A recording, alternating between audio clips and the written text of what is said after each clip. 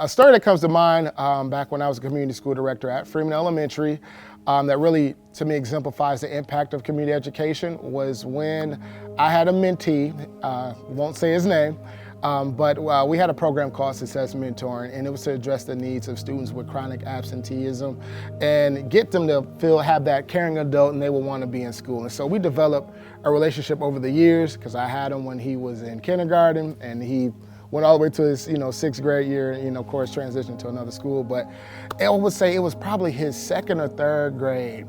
Had a relationship with him. He was an after-school kid, and the after-school program was, of course, powered by the Mott Foundation. And at the time, the student was coming to me during the day, but he always would put his head down. And during the after-school time, I say, okay, let's work on your homework. Let's get your work out before you get into activities. Let's get your work done. So that's one less thing you got to worry about. And he would just put his head down. My head hurt. My head hurts. My head hurts.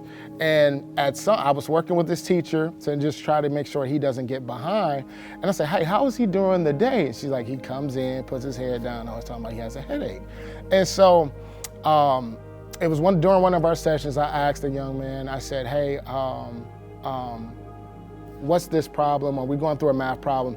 And I'm pointing at the paper and he's like, I can't do it. And I was like, well, take can't out your vocabulary. Don't say you can't do something, just say you currently struggle with.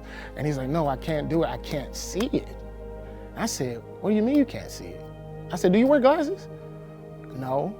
And I was like, well, can you see this? Can you see that? So I started identifying different things in the room and he couldn't see them. And so worked with his dad. And we also had community health service workers, and so that was something that through the Mott Foundation and community education, we were able to have community health service workers in the school. And not only was DHHS in the school, but we had a community health service worker that we could use to find resources for like eye doctor's appointments or hearing screening, vision screenings, and stuff like that. And so was able to connect with my community health service worker at the time. And she was able to, not only did the parent not have transportation, but she was able to pick this family up, take them to the eye doctor's appointments.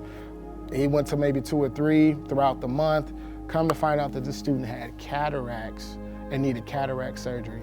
And through our community health service worker and Genesee Health Plan, and as well as, again, the support through the Mott Foundation and actually having community education in the school, because if it wasn't in the school, that resource wouldn't be there.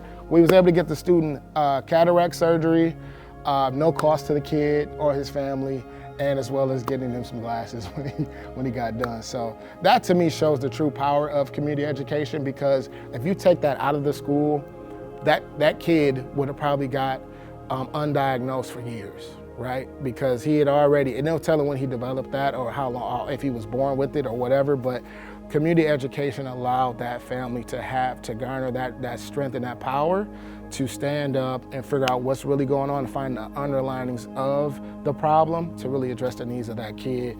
And he's doing amazing. He's wearing his glasses and he's staying out of trouble. So thank you, community education, and thank you, Mott, for the opportunity.